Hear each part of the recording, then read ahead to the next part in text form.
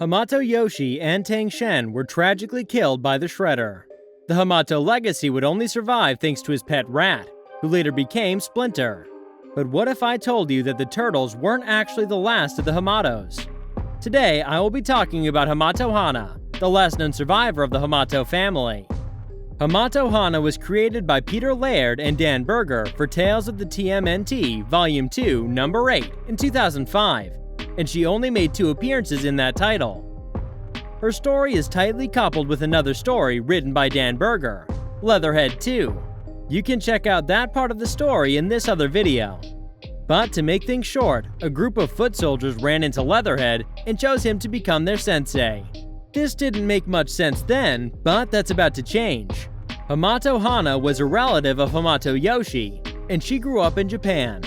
She was probably born after Yoshi's dishonorable exile, which resulted from his killing of Oroku Nagi. That's a story best explored in this other video. At odds with the Foot Clan, the Hamato family was forced to live in shame. Someone needed to redeem the Hamato name. Inspired by the idea of redemption, Hana traveled to America hoping to join a less prejudiced branch of the Foot. But instead of meeting the real Foot Clan, she met 4 wannabes: Croker, Wen, Jay, and Sefchik. Those 4 ninjas weren't really a part of the clan. They were just trying to take over the city's criminal underworld after the death of the Shredder. This is why they were looking for Sensei. And when they met Hana and learned about her story, Croker realized they could bait Splinter into teaching them by using her link to his master. Croker contacted Splinter through the astral plane and told her about Hana, asking him to train them to become better ninjas. Croker told Splinter that the couple sent Hana to Japan when she was very young, something Splinter couldn't verify. But he did see beyond the lies. Croker was shrouded in a dark aura, whereas Hana had traces of light. He decided to train them to get to know more about Hana. We all know that Splinter was a very gifted rat, but even he couldn't be entirely sure about this story. Was it possible for him, as a pet rat, not to notice a baby being part of the family? Splinter's initiation ritual for Hana was to make her collect pieces of all 4 bandanas from the turtles. A risky plan, considering the turtles could have simply killed her. But at the same time, it was very clever, as he would know if she was lying. Keep in mind that all the bandanas were red. Hana successfully obtained 3 pieces of bandanas from Raphael, Donatello, and Michelangelo. But Leonardo was never distracted, so he was a more challenging target. Leonardo figured out a way to bait her into obtaining his bandana and then surprised her. She explained to him about her initiation and her real name. Leonardo let her go to see where she was going, and that was when he saw the 4 wannabe foot soldiers.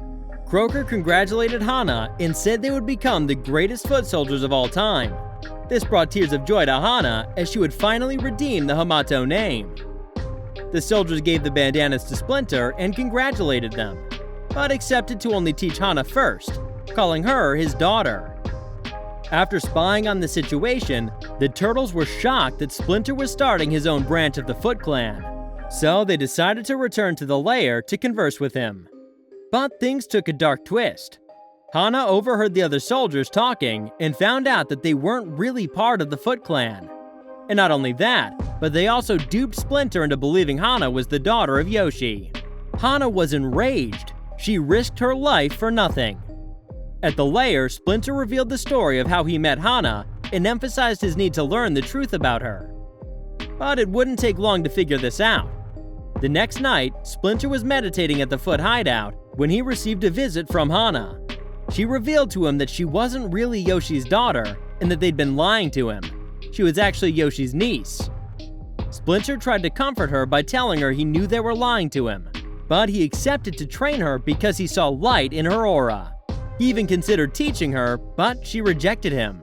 Hana justified her rejection by telling him she couldn't be trusted with such power, and neither could the soldiers. That's why she disposed of them. Considering her light extinguished, she decided to make a new path for herself. At the lair, Splinter reminded the turtles of Yoshi's most important lesson, that one must remember that the student often has wisdom too, and that the master must seek knowledge from all sources. The character never appeared again, but you must wonder what happened to her. Did she become a mercenary like Lotus Blossom? Did she become a villain, a hero, or something more pacifist? Leave your theories below. Thanks for watching.